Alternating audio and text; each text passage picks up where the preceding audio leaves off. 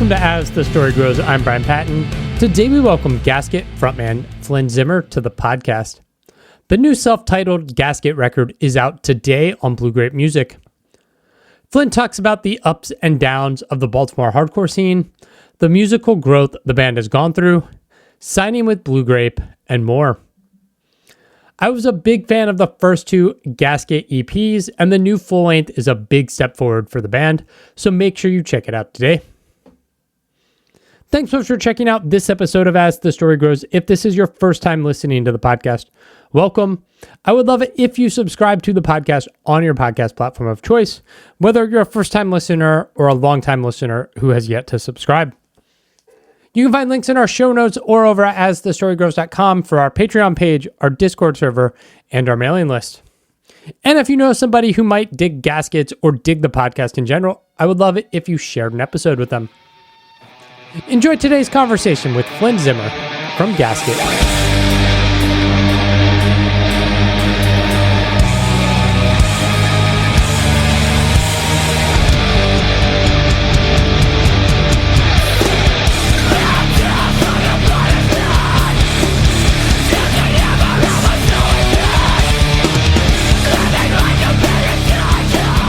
Heading home from work or on tour or something? Yeah, just finished practice with a different band I'm in. Oh, nice. Are you in Baltimore proper, or are you like in the burbs? Well, where I'm at right now, our practice space is in like the heart of West Baltimore, which is like the wire part of Baltimore. Yeah. But we great show. We all live generally around what's called Parkville, which is like about 10 minutes from the city. Okay. Cool.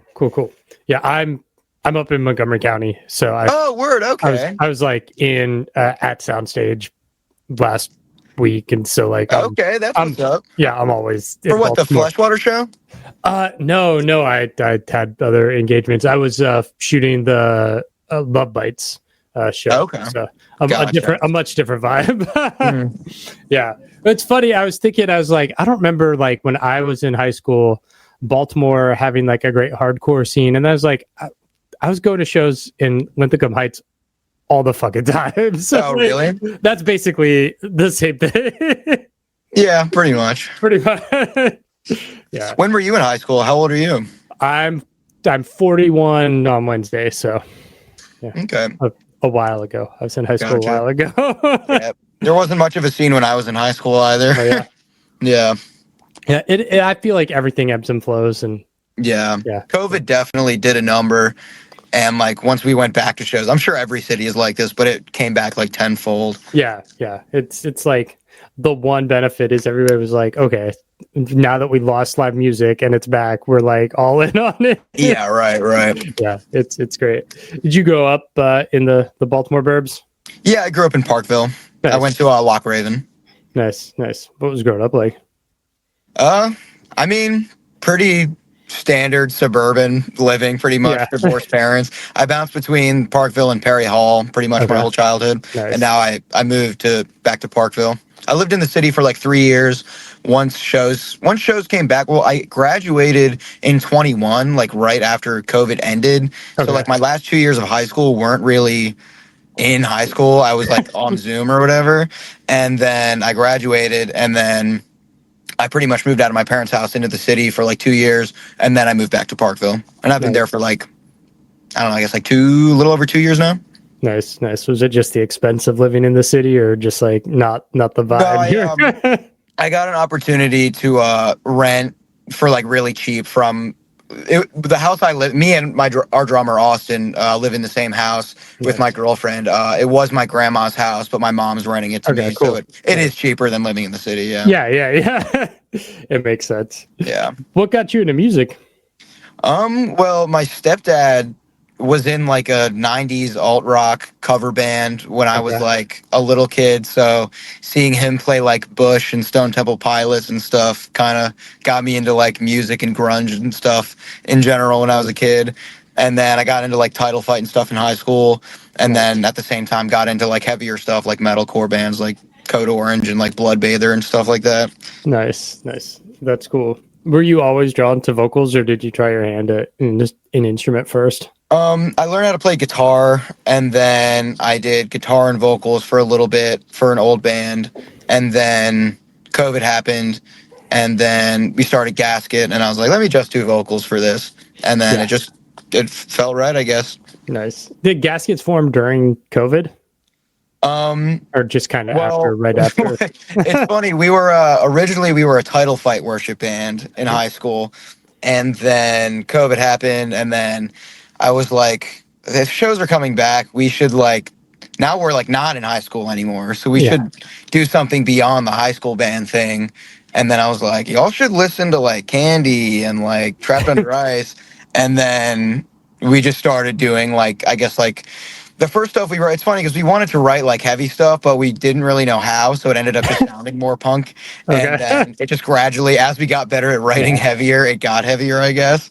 Nice.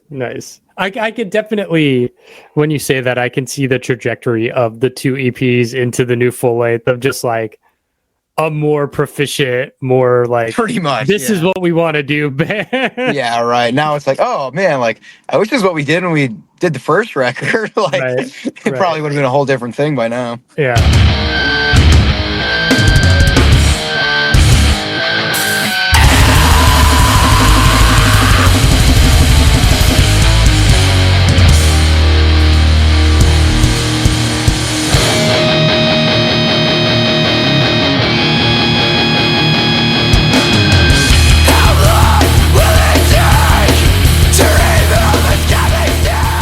What led to the band name?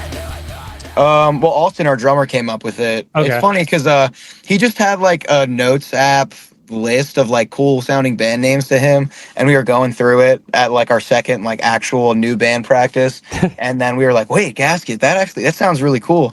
And it's funny because I work in commercial HVAC, so I deal with gaskets and stuff all the time on like refrigerators, and anytime like we're doing an inspection or somewhere where I'm like, oh, this gasket is like torn up, we need to replace it. It's like, oh, the gasket guy wants to replace the gasket. Oh, what a surprise. But you would have thought I would have thought of it, but I mean, I work with him like every day. That's literally what I did at work today was I went, oh, that gasket's bad. Nice. Oh man, what is since shows have come back is really when like Gasket's taken off, what's your experience been like in the Baltimore scene? It seems like it's booming right now, either in local stuff or just like national stuff coming through, which I'd imagine creates opportunities for the band. Yeah, for sure. It's been sick. I mean, like people fuck with us, which is cool. Like we've got a lot of really sick opportunities. So like we opened for Spy at Metro. That was a really sick local show to do. We got to play Disturbing the Peace a few years ago. That was sick. Stuff like that. And it's just really cool to see like how it pans out and like just getting cooler stuff and meeting people, meeting bands and stuff that want to play with us as they come through, and like letting them crash at the house and like making friends that way is like a really sick. That's like my favorite part of it for sure is like, getting to have sleepovers with strangers and then getting to see them again months later when they put us on in their city, kind of a thing. Like I think it's the coolest part about hardcore for sure. Yeah. No, I definitely remember that being in my 20s and like bands being like, they play the show, be like, we have nowhere to stay tonight. And it's like, you just come crash at our place. Right, and it's just like, now you're friends with the band. And it was, it was always great. Yeah, it's sick.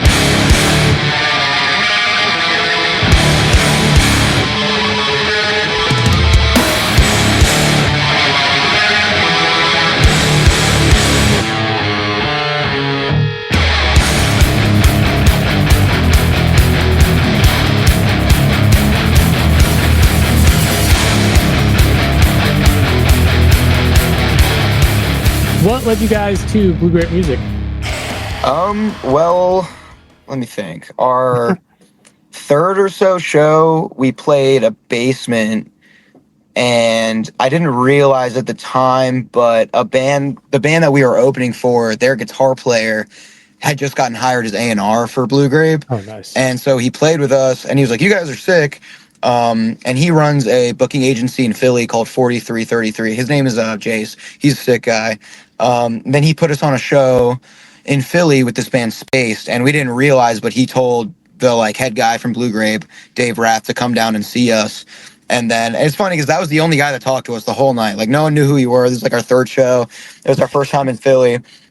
And the only guy that came up to the merch table was like this random, like, bigwig kind of looking guy. We just thought he was a regular old dude. No offense to him. But we were like, he comes up to the merch table, only guy that talks to us all night. He's like, you guys got a lot of potential. Like, keep playing, keep writing, blah, blah, blah. And we're like, thanks, dude. That's sick. Like, I appreciate it. And then, like, a week later, I got a call from Jace, and he was like, that one guy that, like, saw you at the show? And I was like, oh, yeah, the one guy, the only guy that talked to us. He was like, yeah, that guy, like, ran Roadrunner for a while, and, like, now he's doing this thing. I was like, oh, shit, that's crazy.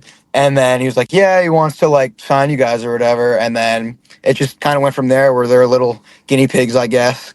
Yeah. Has that kind of led to the, EP into now the full length, just like as the band like continues to grow and expand, just like, each record has been the next step, and this full length is like, I don't know, the fully formed ideal. Yeah, definitely. This is definitely, like, I think the coolest thing we've done, and it's the most, like, full sounding thing. And we're finally getting a second guitar player, which is sick, because the new record has, like, multiple guitar parts that we need a second guitar player for. So our record release show should be his first show with us, which I'm really looking forward to.